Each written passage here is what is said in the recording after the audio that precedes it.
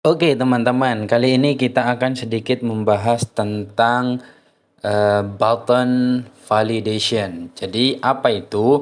Itu adalah tombol yang nantinya akan divalidasi. Jadi tombol ini akan berfungsi kalau seperti ini, atau tombol ini bisa digunakan kalau seperti ini. Jadi ini bisa dikatakan sebagai tombol ataupun menu ya.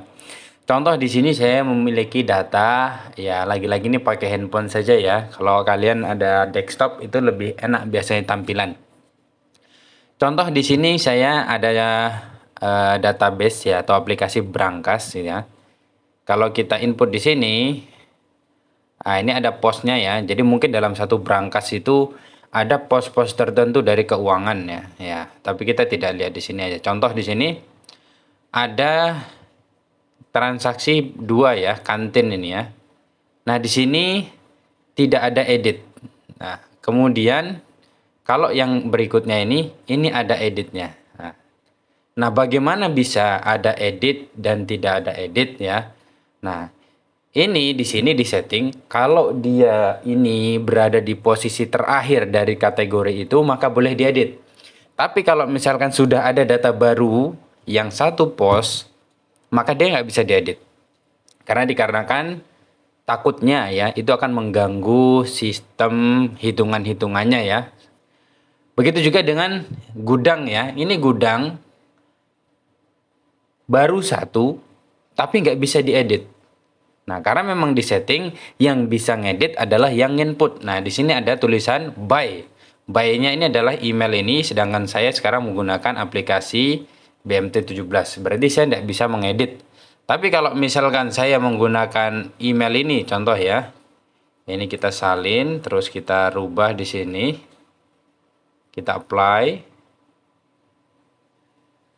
maka yang ini, yang gudang ini bisa diedit ya. Kenapa? Karena dia menggunakan email yang sama.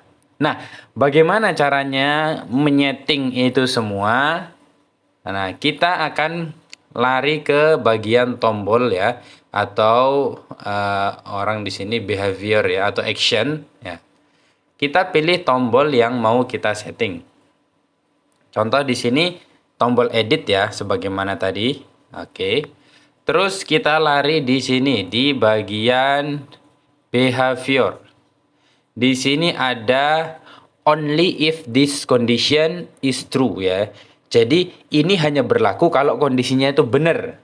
Jadi rumus yang ada di dalamnya itu akan menghasilkan benar atau salah. Contoh rumusnya nanti kita akan membuat kategori begini. Kalau yang ngisi itu sama dengan usernya, nah, berarti kan boleh ya. Kalau sama berarti true, kalau nggak sama berarti false. Nah, kalau true atau benar maka tombolnya bisa digunakan. Kalau tidak benar tidak bisa digunakan. Nah, itu seperti itu konsepnya. Nah, sedangkan di sini saya menggunakan, nah, kita lihat, nah, di sini ada banyak eh, kategori ya. Saya menambahkan 3 kategori sekaligus. Makanya di sini ada N ya. Fungsi N itu kan berarti syarat-syarat ini harus ada bersamaan. Yang pertama adalah kalau misalkan di sini kita lihat ya. Oke, satu. Ini ya. Yang pertama adalah bagian sini ya. Kalau row number-nya itu sama atau dengan maksimal dari kategorinya ya. Jadi kayak row number, nomor kolomnya.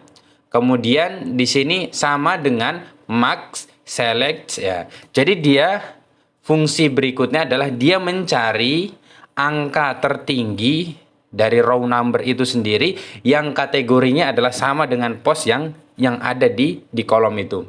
Jadi contoh yang kita buka ini adalah file di kolom 3 ya.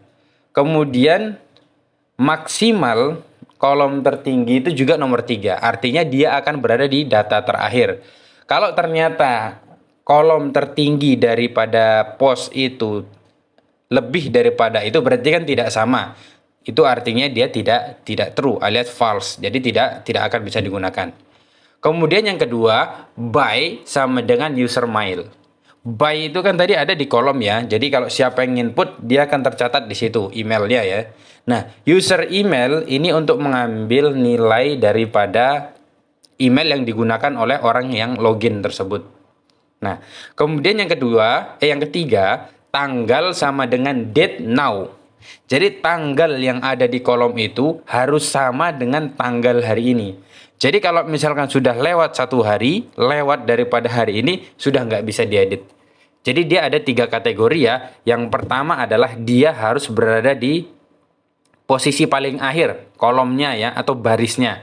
Kalau ternyata ada yang di bawahnya yang satu pos, maka dia nggak akan bisa diedit. Itu yang pertama. Yang kedua adalah dia harus sama antara yang input dan yang ngedit, itu emailnya harus sama digunakan atau usernya harus sama. Kalau beda dia nggak bisa. Kemudian yang ketiga adalah tanggalnya itu harus sama. Misalkan tanggal inputnya hari ini, maka tanggal edit itu harus hari ini. Kalau misalkan hari esok, maka tidak bisa. Nah, ini bisa dikembangkan sesuai dengan kebutuhan kita masing-masing.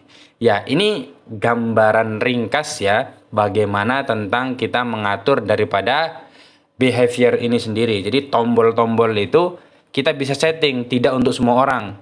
Tidak semua orang bisa ngedit, tidak semua orang bisa menghapus, dan lain sebagainya sesuai kebutuhan kita.